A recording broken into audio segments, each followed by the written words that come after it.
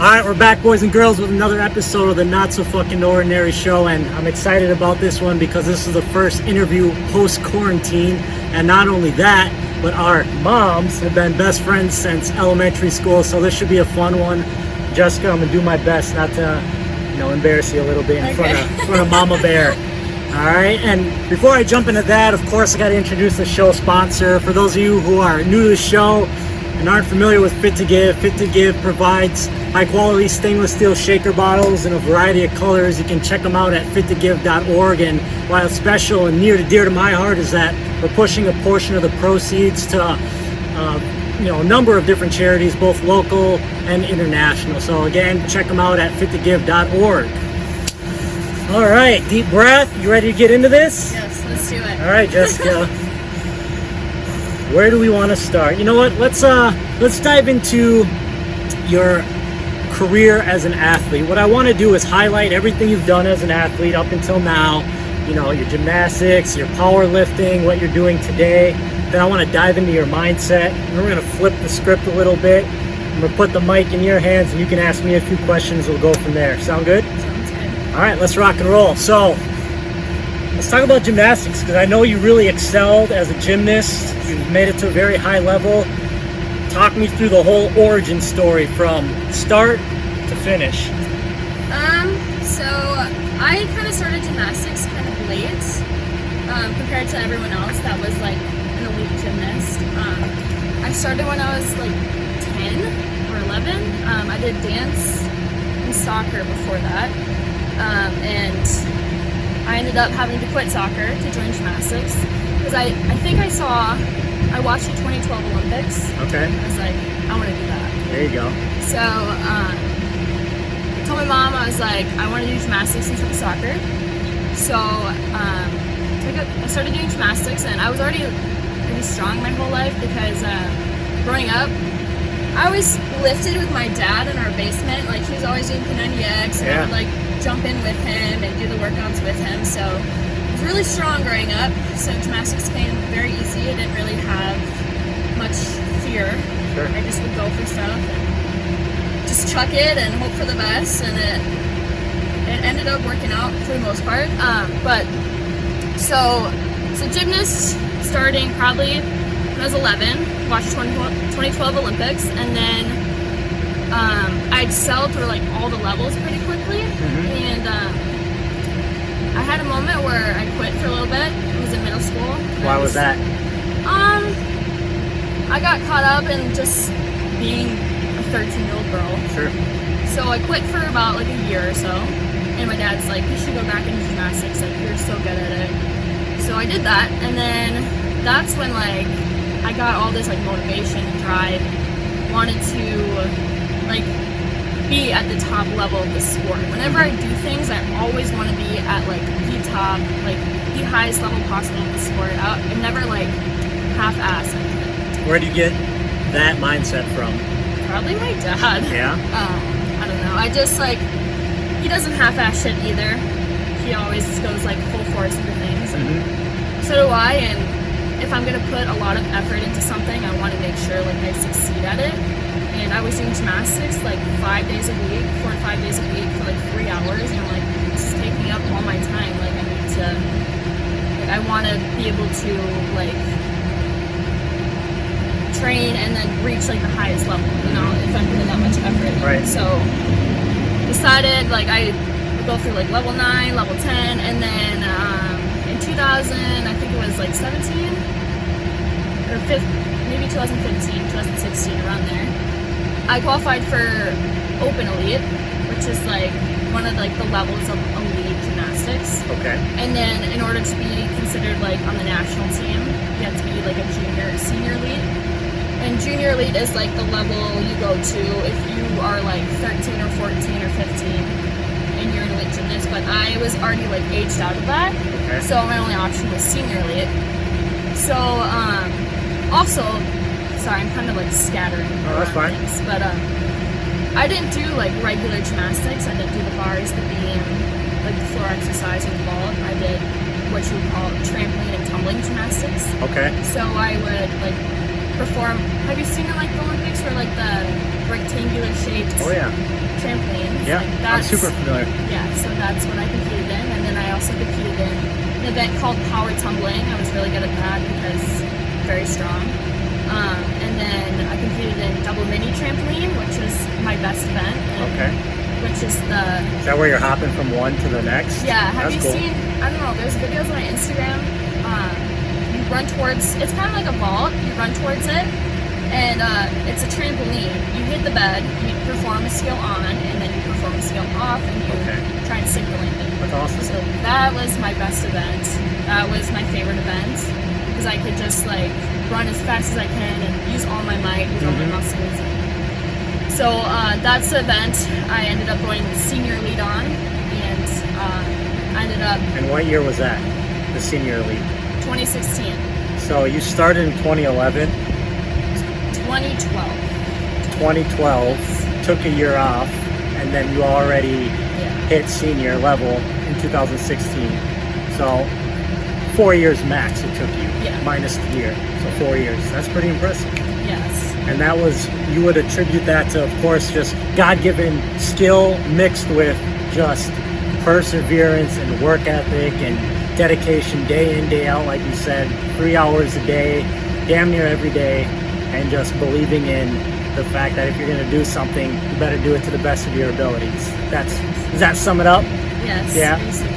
It was always me wanting to put in the work and wanting to like reach the highest level. It was never. So you had the passion behind it too, which goes a long ways, clearly. It was never my coaches pushing me. It was always me wanting to do the hard work, the conditioning, the strength stuff, doing the routines over and over. So yeah, just hard work ethic. I definitely learned how to work hard because of gymnastics. But yeah, and then 2016 I performed really well at nationals. I was one of the top 3 in the entire country on the double mini trampoline. And then a few months later, I believe, in 2017, I ended up like stress fracturing my foot, and I didn't know it at the time. So I was like pushing through this injury like every single day, obviously, and then I got an email one day saying like I was given this international assignment to go to Canada and compete for Team USA, and I was like, Wow. my foot's injured, but at this time I didn't know I had a stress fracture. I kept pushing through it. I didn't really care. I didn't want to stop. I was like at the highest point of my career at this time. Like I wanted to make the national team. I wanted to compete for Team USA. I wanted to make a world's team, which is like the highest like level you can go before the Olympics.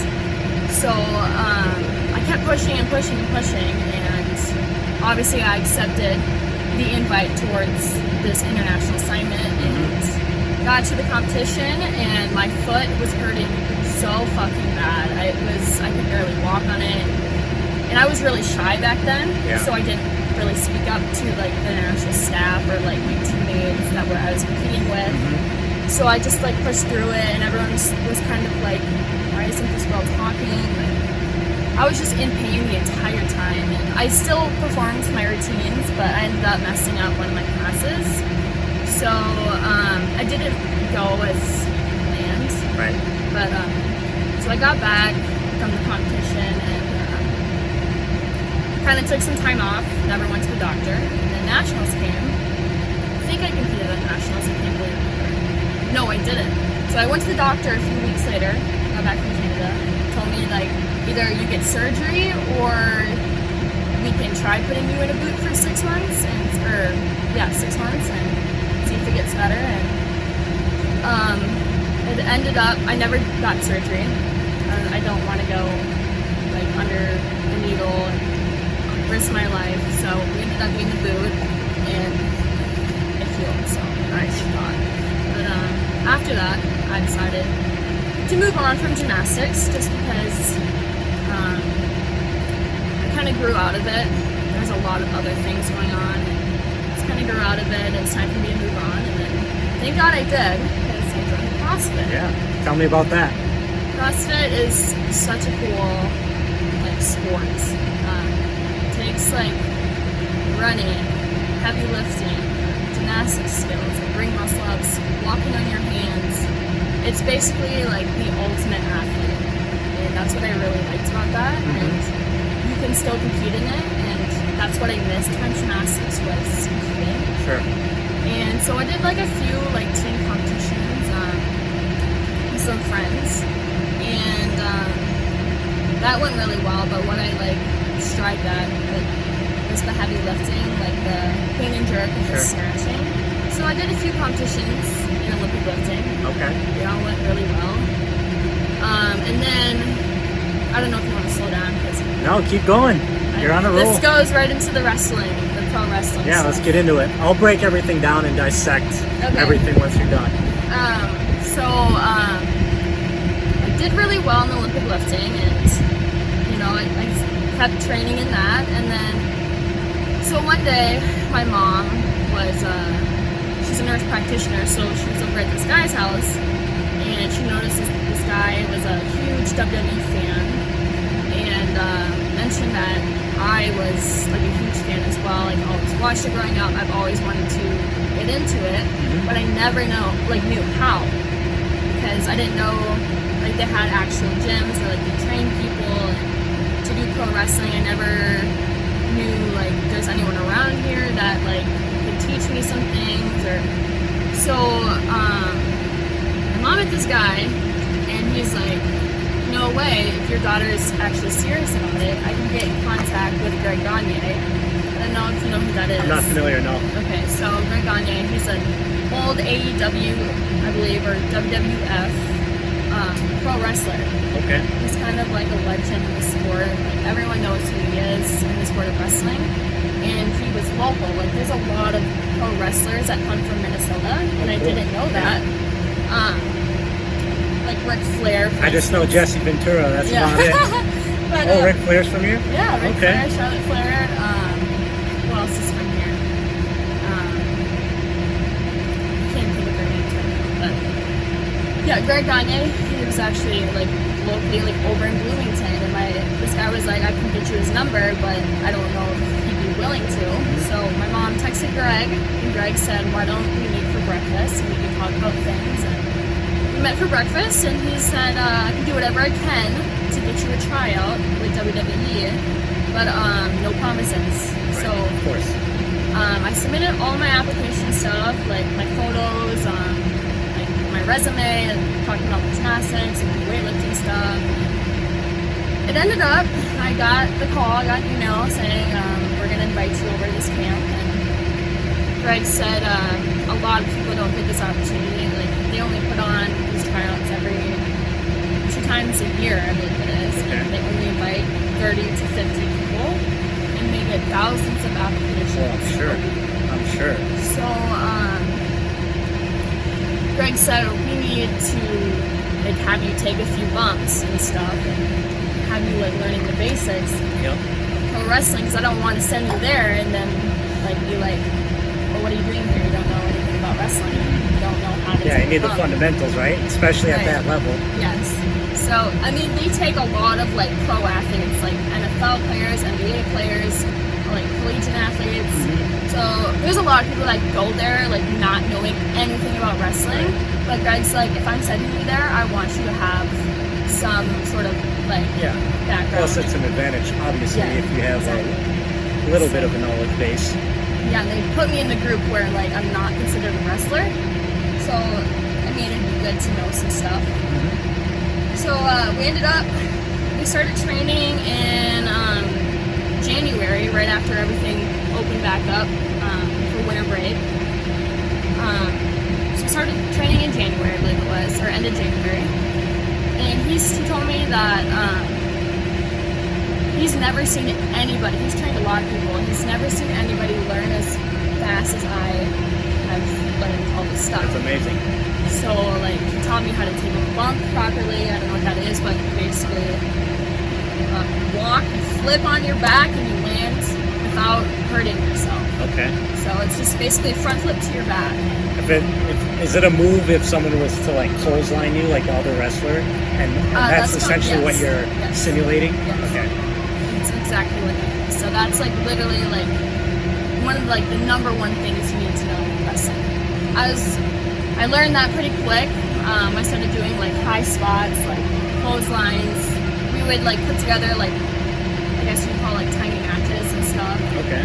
I learned that all pretty well. And where was this located? The tryout? The tryout's in Orlando, Florida. Okay. But where I was training at was the Academy of Professional Wrestling over in Brooklyn Park. Okay. I didn't know they had a gym over here. Yeah. And the owner is actually used to be in WWE as well. Okay. His name's Ken Anderson. He goes by Mr. Kennedy in the wrestling world. Okay. But yeah, I didn't know like there was a like huge group of like pro wrestlers around here. Yeah, I had no idea either. You never hear anyone talking about that. Right. No. They go to like smaller. They do like smaller matches or smaller shows around like locally around here. There's some like pretty well like established wrestlers too from that gym. They've had like a few people get signed by WWE as well. So yeah, Greg would like literally we would be at the gym at the pro wrestling gym from like what was it like 4 p.m. to like 10 p.m. at night, just learning the basics and everything. And he would push me, and eventually like I did kind of a match one of these times. So I got pretty advanced pretty quickly, which is good. And then the tryout was March 8th. Okay.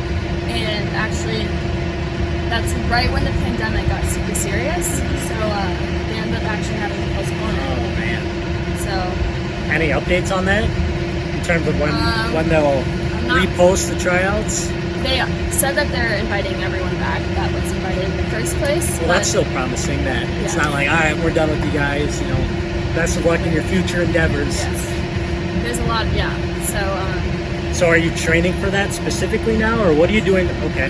That's what I'm going full force into right now, but things aren't open all the way yet. Like the pro wrestling gym, it's not open yet, so I can't really go in and train all my wrestling stuff. So I've just been in the gym and stuff and trying to look the best I can. Sure. That's basically what I'm doing right now. But hopefully this tryout is pretty soon. I'm not sure if the world's going to shut back down yet. Right. You know, people are saying it's going to, but hopefully not. So that's where I am right now. Okay. So as you're taking this time to continue to condition your body, are you doing any like research, trying to study? That's also a big thing in wrestling is you have to know the sport, because that respect is a huge thing in wrestling. Like you work your way up. Yeah, right? I'm sure the veterans totally look down on an athlete who's just trying to transition from one sport to wrestling, has no idea what's going on. They just look good and they perform well and don't really know the history of the sport, which is okay.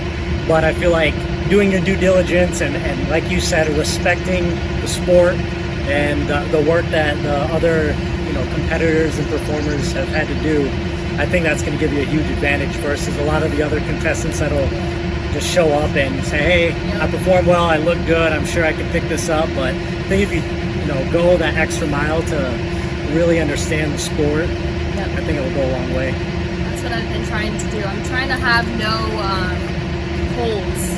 Yeah. Know the business. I mean, you're building the resume, right? Yeah. You're building the resume for a job that you've never done before. Yes, you've been able to develop a certain level of skill sets that help you get that job and perform that job, but there's obviously some gaps because you've never done the job. So trying to fill those gaps will definitely bump your resume up, and the odds are already hard enough as it were. Like you said, thousands of people are applying on a weekly basis. You've made the short list of 50 to 100 contestants. Keep just giving yourself the advantage, So I think you're doing the right thing. So that's promising. I'm excited for you. Hopefully it's by the end of this year. Yes, I really. But who knows, right? Who knows? 2021. But yeah, just been watching matches and like trying to remember everyone that does these matches. Like I even watch old like WWF clips or AEW matches, and just trying to like know the business and know who everyone is, because that's a huge thing too in wrestling. You gotta know who everyone is. So yeah. So, what would your wrestling name be? If they gave you the opportunity to select your own name and they don't have to worry about, you know, selecting it for you, what would it be? So right now, we kind of thought about it, but since my first name's Jessica, my middle name's Lynn, we would go with Jessie Lynn. Okay. It's a little like I like it. But who knows? It's whatever they want. Yeah, I like it. So. You don't want to throw like an adjective in there and like I don't know. Maybe we'll see. Yeah. I gotta think about it a little bit more. But I haven't really thought that far. Everyone's like, "What do you want your gimmick to be?" Yeah, I'm exactly. Like, I have no idea. We've come up with so many. I'm sure they would things. switch it right away, anyways. There's a cowgirl. There's a robot. There's Yeah. There's That's so many hilarious. different things that people have told me I should be. But if I don't get signed or things don't happen with WWE, or I definitely want to do like some matches around here. Okay. Yeah, I definitely cool. want to pursue professional wrestling. I think. There you go. And if you don't make it this first trial, you know, knock on wood, there's next year, there's the year after that. So it's good that you're not just trying to take advantage of a short-term opportunity. You are thinking a little more long-term. It's something that you want to do. And obviously, based off of everything you've said up until this point, it's like you set a goal. It's always a big goal, whether it's, you know, nationals for gymnastics, powerlifting, now wrestling. It's like you set that goal and you just commit to it. Do what you can to make it happen. Yeah. But I think everything I have done in my life, the gymnastics, the CrossFit, the weightlifting, has set me up for professional wrestling. I think this is my calling. This is what I'm meant to do. I love to like entertain. I like to be like on stage and in front of people and performing. That was one of my fortes in gymnastics, was when it was time to go and execute your routines and do them perfectly, I would do it at my competitions. That's because I perform very well under pressure. That's when I know it's go time. It's time to do what you've been practicing. So I enjoy performing. Yeah, it's great to see you playing to your strengths. You know, not a lot of people have I guess everyone has kind of the opportunity to do it, but it's very hard to actually have the discipline to try and navigate and focus your life towards what you enjoy and what your strengths are, as opposed to, you know, doing kind of the traditional track of, you know, getting, you know, the corporate job, which there's nothing wrong with the corporate job, but a lot of people have those jobs that they obviously don't like. So good for you for having, you know, the courage to try and go down a track that is against the grain a little bit, outside of the norm, but you believe in it, you believe in yourself, and I think that's super rare, and that's a big reason why I wanted to have you on the show. Is, you know, not only are you an incredible, you know, performer, but the mindset has to be there as well. And there's a lot of people that have, you know, some form of talent, but it's the mindset that actually dictates, okay, you know what? Yeah, I feel the pressures of society kind of pushing me this way, but I believe in myself so much and what I want to do with my life, keyword being my life, I'm going to do this and go this other direction. So I think that's amazing. You know, I'm super proud of you. It's been really fun to watch, you know, you develop. Every time I see your mom, she's always talking about you and how great you are and your accomplishments. And it's, you know, it's super, I just see her light up and her smile, and it's super cool to see you continue to go down that path that you're trying to shape for yourself. So I think that's amazing. But with that said, now I'm curious to know, what did you go to school for, or what did you think you were going to do with your life growing up? I know gymnastics was a huge focus for you, but did you ever have that thought process of, okay, at some point in time, you know, my athletic career to a certain extent is going to, you know, dissipate. I'm going to have to get into either corporate or medical or whatever it may be, just not what I'm so passionate about. Did you ever have that kind of internal conversation? Oh, yeah. I have parents that think that route, they go back and forth. They're they love that I'm pursuing pro wrestling, but they know that it's not always for sure. It's a for sure thing. So I did go to school at one point, but I'm not a school person. I don't like sitting in a classroom. I don't like trying to ingest information I don't really give a shit about. And my parents know that, but they always push me to go to school, which, I mean, yeah, if things don't work out. But I'm young, I'm 21 years old. School will always be there. I can always go to school when I'm 30. I can always go to school like later in life. I'm young. I want to try and pursue as many different things as possible. You know, whether it's pro wrestling, whether it's like bodybuilding, whether it's any sort of thing that's out of the norm. Yep. So yeah. Yeah, like I said, I think that's amazing, and it's super rare and good for you to kind of push back on mom and dad. Sorry, mom and dad. I know you guys are going to be watching this, but I think that's amazing. You know, like I said, it takes a lot of courage and just self-belief. Yeah. And a lot of people don't have self-belief because they haven't spent the years actually committing to something and building, you know, those blocks of character that stand up to actually have the self-belief on top. If you didn't have gymnastics, you probably wouldn't have had the self-belief in yourself to say, you know what, I'm not going to go this way.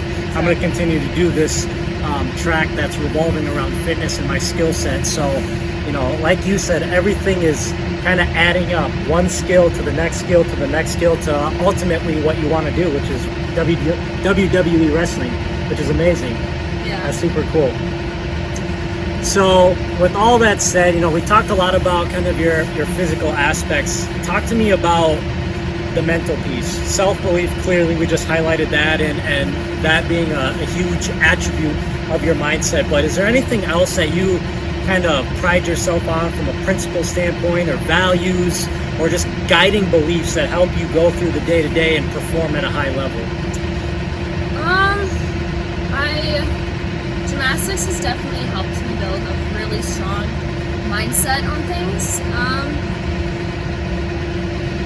I'd say one of the number one things that motivates me is when I'm 90 years old, 80, 90 years old, I don't want to regret anything or regret not going for something that I wanted to truly go for. That's definitely one of the number one things. I want to try as many things as possible right now and see what my calling is. But what also has really helped me is always putting myself first. Always, you know, like going to the gym versus going out, or, you know, like getting something I need to get done before going hanging out with friends. Very disciplined when it comes to stuff like that. Yeah. And that's because of gymnastics. I always would put gymnastics first, and I realized doing that, it paid off. So I still do that to this day. Hopefully it will pay off in a few years or so. Yeah. But so far so good. Right. Not this far. Yeah, I think that's great, and I've been fortunate enough to have a lot of, you know, extraordinary people on the show up until this point, and that's a very common theme. Is they are so focused on them, their mission, and they put their blinders on, and they don't get distracted from what's going on around them. They're just laser focused on the task at hand, and they go at it at full force. And as you're saying that, it's just like, just clicks, makes sense. Like, obviously you have to have that type of mindset to be a high performer. So when you said that, I knew that was going to be one of your answers just by knowing who you are. I think that's fantastic. But in addition to that, what you mentioned before that was you're driven by regret. You don't want to come to the end of your life and have regret. And so as I hear that, I'm trying to dissect and really try and articulate what that really means. Is when I hear that, I hear you are more driven by, again, the pain of regret more so than the pleasure of achievement. And that is, there isn't a right or wrong answer. Some people are driven by pain of regret, or pain of loss, or pain of missing out, or pain of whatever it may be. And some people are driven by pleasure, the pleasure of accolades, achievement, money, success, the title. And there's not a right or wrong. I'm just always curious to know what's kind of like that driving force. And as you mentioned, the pain of regret is definitely, that is a powerful fucking motivator. Like that I resonate with that, because that's the same thing that drives me. Is I'm more driven by pain as opposed to pleasure. I don't like, yes, I strive for the money, the titles, the success, but it's not as important to me as the opposite end of that spectrum, which is the coming up short or the regret or not making this move when I should have made that move and stuff like that. So that really resonated with me. I know it was like just a small word, regret, but man, it means a lot. And hopefully that resonates with a lot of people, because it's kind of hard to articulate and decipher what that really means. But when you said the word regret, that's what it meant to me. So I'll get off my soapbox. But yeah, I feel like I resonate with both. You know, like I want to go for the money. Like I want to win a title. I want to be like in the entertainment industry. But I feel like the first thing is you got to go for it, and that's me. If I'm like 90 years old and I realize like I didn't go for pro wrestling, or I didn't go for this, I didn't go for that, I'm gonna feel regretful. And I won't ever get to the money, the fame, and you know, so that all comes second, I feel like. Yeah. But the first things you gotta do is just go for it. Absolutely. So yeah. Absolutely. This sun is killing me. Oh my gosh, bad day to wear all black. Hopefully you guys can hear us too. I forgot to plug in the beginning that we have this HVAC pumping, so hopefully we're speaking loud enough, but this is a live recording, you know, we just go with the flow. Anything else you want to chat about? Did I miss anything? I don't think so. Let's flip the script. What questions do you have for me? What made you want to start a podcast? When did you start this podcast, and what made you want to start it? I started this just under a year ago. I think it was end of last August 2019. I started for several different reasons. One reason, in no particular order, but one reason I wanted to, and most of them are actually pretty selfish reasons. First one is I wanted to get connected and have the opportunity to dive into the mindset of, again, extraordinary people, high performers, people who are doing things at an extraordinary level. I don't want to be redundant here, but I'm trying to just, I believe that iron sharpens iron. I want to be iron, so let me get close to people who I think are as close to what I think is the direction I want to go, from a performance standpoint, from a mindset, from an action standpoint. A lot of people talk a big game, very few actually execute. I'm trying to find the people that are executing. They're not talking about what they're going to do, they're talking about how they're doing it right now. And again, I've had the privilege of interviewing a lot of unbelievable people, and that was only possible through the podcast. That's one reason. Second reason is my personal legacy. And what I mean by that is I want to be documented in some way, shape, or form, so my kids, my grandkids can someday type in Grandpa TJ Haag on YouTube or whatever the platform is at the time, and just get to know who I am. With technology today, I'm not trying to sound like a technologist or a futurist or anything like that, but we're so fortunate to have the tools at our disposal to actually help people 100, 200, 300 years from now get to know who we are today. You think about your grandparents, your great-grandparents, your great-great-grandparents. At some point in time, that record trail is no longer. They didn't have photography all the time. They didn't have videography all the time. And it would have been really cool to know who my grandparents were, or if they had advice, business advice, or life advice, or marriage advice. Like, just having some form of documentation of who I am might mean a little bit to someone someday, I hope, and so that's the second reason why I do what I do. And then thirdly, I want to try and return that favor to the people that are on the show. Who knows? This might be this was your very first podcast, right? Or have you been on? Yeah, so this might be the very first of many really special moments in your life that have been filmed and documented for your family and your future family to look back on and kind of hear your journey up into this point. And so those are kind of the three primary reasons why I started the podcast. Cool. Yeah. What about your fitness goals? My doing fitness right now? goals. Just working out to work out. Yeah, so what are my fitness goals? That's a fantastic question because I ask myself that every day. Like, why am I doing what I'm doing? So for the people that watch a show regularly, they're probably sick of me kind of answering this question, or at least responding to this question in this way. But, you know, I work out damn near every day, twice a day. I train very aggressively, as you know, just like you do. And the training twice a day is overkill. It's 100% overkill, and I'm super aware of that, and I've been doing it for at least 4 years. I've been training for about 6 years. I've been doing the 2-a-days for 4 years. And the reason why I do that is, the morning workout, which is workout number 1, that's for the mind. That's just getting the body flowing and forcing me to do something that I don't want to do. So it's about waking up early, putting myself through an uncomfortable situation so that the rest of my day and the tasks that come up and the fires that I have to put out from, you know, entrepreneurial and business perspective, they seem a lot easier. You know, when you put yourself willingly through physical and mental pain, everything else that comes my way in the grand scheme of things seems a lot easier because I've already gone through hell. So that's what the morning workout's all about. It's quick, it's fast, gets the heart rate up, the juice is flowing, and I can mentally get prepared for the day. Fast forward to the evening time, that's when I really train more traditional bodybuilding / CrossFit / whatever it is. I just want to be athletic. So to answer your question, I'm not training for anything in particular from a physical goal perspective. I'm not trying to step on stage. I'm not trying to do modeling anymore. I'm not trying to do anything like that.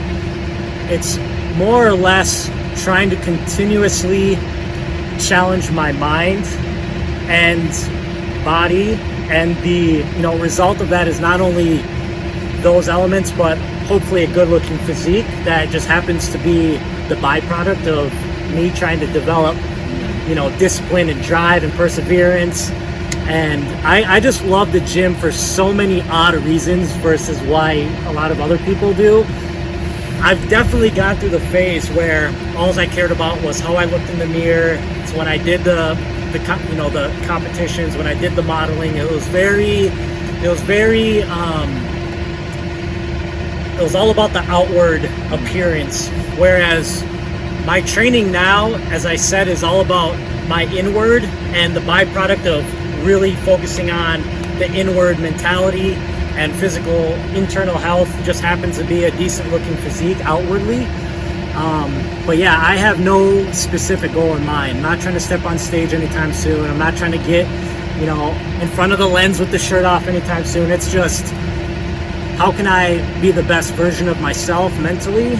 And hopefully the byproduct of that is just a healthy, athletic looking physique. And then the last thing I'll say on top of that is, when I first started training, to be most specifically lifting weights, it was to step on stage. It was to isolate the bicep. It was to isolate the quad.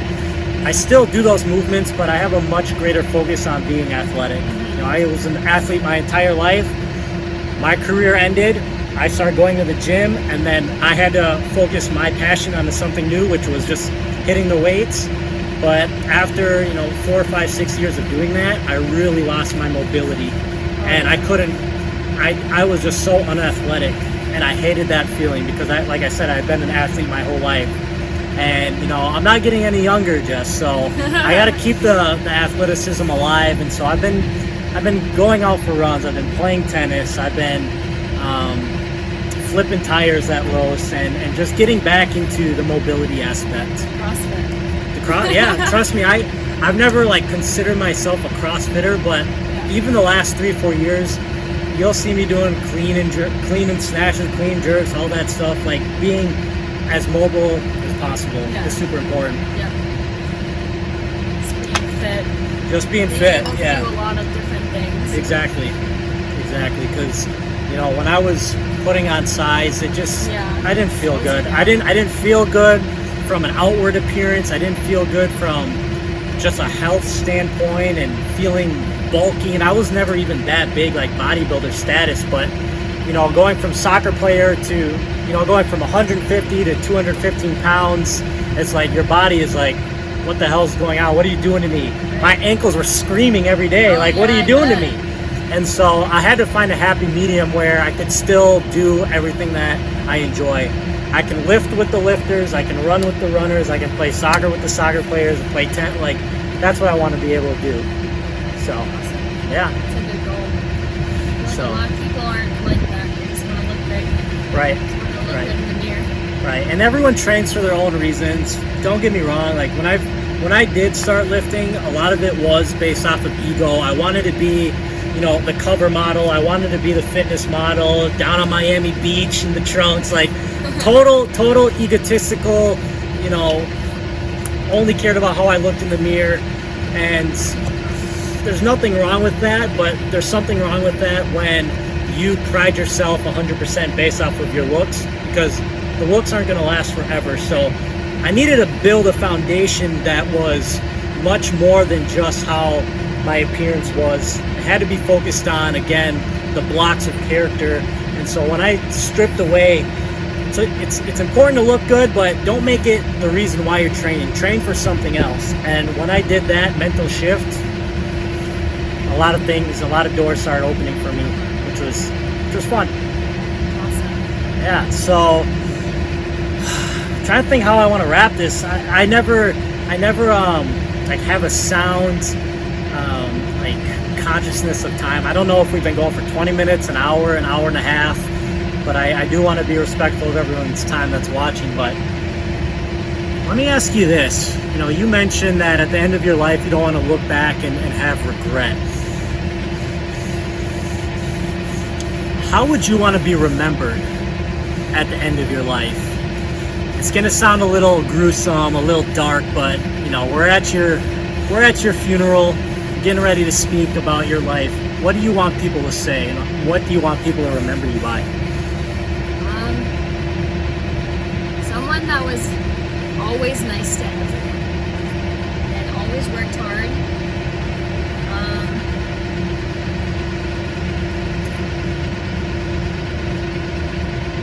I'd say those two are the biggest things. Okay.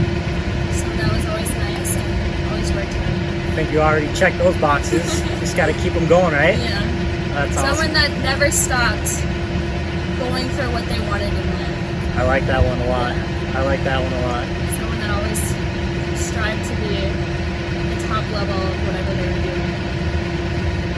So yeah. I love it. I love it. Someone who is persistent, never gives up, has drive.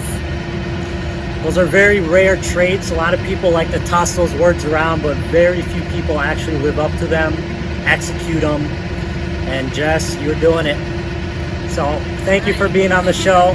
I really appreciate it. This was a fantastic opportunity for me to, you know, highlight you, everything you've done, get to know you even more. And I'm excited for your future, and I can't wait for part 2 of this. No, hopefully it's me and WWE or doing some sort of pro wrestling match. Absolutely, I can see it now. Yes. All right, well, thanks everyone. You bet. Appreciate it, guys. Another episode of the Not So Fucking Ordinary Show. Until next time, take care. We're out. Nice job.